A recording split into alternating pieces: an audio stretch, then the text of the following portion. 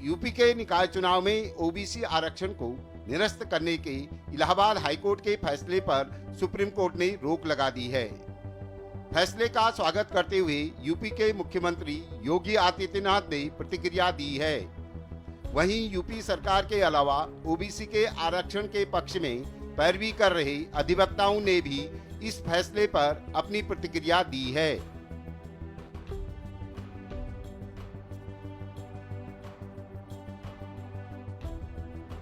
Supreme court में Samajwadi party के पिछड़ा वर्ग प्रकोष्ठ माननीय राष्ट्रीय अध्यक्ष श्री अखिलेश यादव जी के निर्देश पे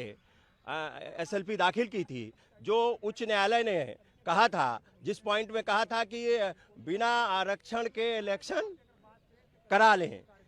उस पॉइंट को स्टे किया है। उसी पॉइंट का हम लोगों को मांग भी थी, उसको स्टे होना चाहिए। सी पॉइंट को स्टे किया है हाई कोर्ट के उसको, और मैं सर्वोच्च न्यायालय ने पिछड़ों की जो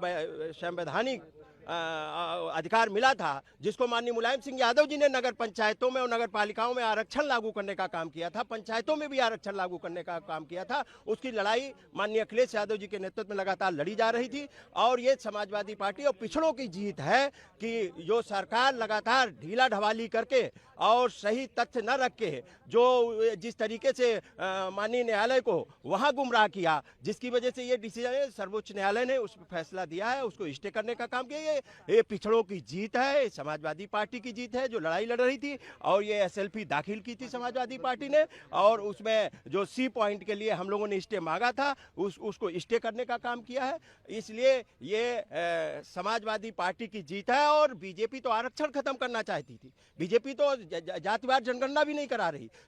सुप्रीम कोर्ट ने आज जो फैसला सुनाया उसका हम स्वागत करते हैं, क्योंकि इलाहाबाद हाई कोर्ट का आर्डर जो था वो कहीं ना कहीं ओबीसी रिजर्वेशन के अगेंस्ट था। और हम उसी बात को लेकर के हम अपने क्लाइंट राम प्रवेश यादव, जो एक्स जिला पंचायत अध्यक्ष देवरिया के रहे हैं, उनके थ्रू और 6 लोगों के और थ्रू ओबीसी कम्युनिटी को लेकर के हमने आर्डर को चैलेंज किया था कि हाई कोर्ट अपने एक आर्डर से किसी रिजर्वेशन को नहीं खत्म कर सकता है, क्योंकि हाई कोर्ट ने सुप्रीम कोर्ट के जजमेंट का हवाला देते हुए इस बात को कहा है कि ट्रिपल टेस्ट अगर नहीं समय से किया जाता है तो इलेक्शन जो है ओबीसी कम्युनिटी को